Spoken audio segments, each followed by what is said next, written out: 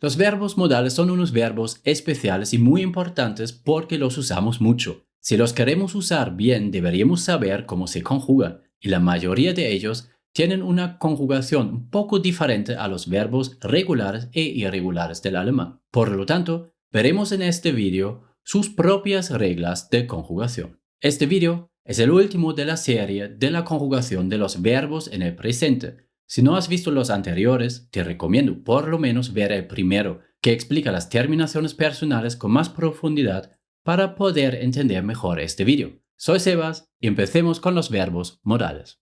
Empezamos con los primeros verbos modales que tienen ciertas cosas en común. Estos son müssen, tener que, können, poder, dürfen, tener el derecho o permiso para hacer algo, wollen, querer y mögen, que significa querer también, pero es un poco más formal y además lo podemos traducir con gustar, depende del contexto. Empezamos con müssen en singular. Muss, musst, muss. Können, kann, kannst, kann. Dürfen, darf, darfst, darf. Wollen, will, willst, will. Mögen, mag, magst, mag. Lo que podemos observar son ciertos cambios en las bases de los verbos.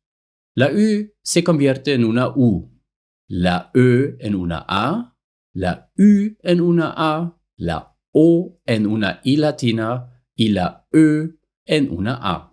También podemos ver que la primera y la tercera persona del singular son siempre iguales y no llevan ninguna terminación personal. Solo la segunda persona del singular lleva la terminación conocida, por lo tanto podemos apuntar estas terminaciones personales para estos 5 verbos en singular. Pero ten cuidado, con müssen tenemos que tener en cuenta que la base termina en una S y por lo tanto solo añadimos una T. ¿Y qué pasa con el plural? Veamos los primeros ejemplos. Müssen, müsst, müssen. Y no pasa nada. Se comporta tal cual como un verbo regular. Lo mismo pasa con können en plural y los demás. Entonces recordamos estas reglas importantes solo para conjugar estos 5 verbos en singular. Veamos el siguiente verbo. Tenemos sollen, deber. Primero lo conjugamos en singular. Soll, sollst, soll. Y en plural, sollen, sollt, sollen. Podemos observar que no hay ningún cambio de una letra en las formas del singular, pero otra vez son iguales la primera y la tercera persona del singular que no llevan ninguna terminación personal. Entonces, tenemos las mismas terminaciones que hemos visto con los verbos anteriores y el plural es regular. Veamos el último verbo. El verbo möchten es realmente una versión del verbo mögen y lo podemos traducir con gustaría. Veamos las formas del singular. Möchte, möchtest, möchte. Y del plural. Möchten, möchtet, möchten. Podemos ver que también aquí la primera y la tercera persona del singular son iguales, pero esta vez le añadimos una E a la raíz del verbo. Por lo tanto, apuntamos las siguientes terminaciones. Ten en cuenta que tenemos que añadir una E en la segunda persona del singular por el tema de la pronunciación, y el plural es otra vez regular. Ya hemos visto todas las reglas, vamos a ver un resumen. Ten en cuenta que te lo puedes descargar como PDF y el enlace encuentras en la descripción del vídeo.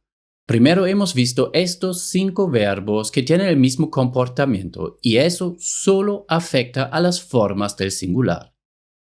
Todos estos verbos tienen un cambio de letra en la raíz del verbo. Y solo la segunda persona del singular tiene una terminación personal. También recuerda que todos estos verbos son regulares en plural. Después hemos visto el verbo sollen, que comparte la regla con las diferentes terminaciones en singular, pero no tiene ningún cambio de letra. Y al final hemos visto el verbo möchten, que tampoco tiene ningún cambio de una letra, pero sus terminaciones personales en singular son un pelín diferentes. Y ya está.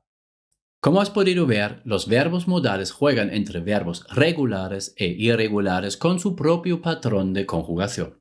Espero haber podido resolver tus dudas y si algo no ha quedado tan claro, me lo puedes preguntar en los comentarios. Recuerda que te puedes descargar el resumen con el enlace en la descripción y además, ahora te toca a ti practicarlo. En la descripción encuentras una hoja con ejercicios sobre los verbos modales y una sobre todos los verbos para repasar lo que has aprendido en esta serie sobre la conjugación de los verbos en el presente. Y con esto lo damos por zanjado.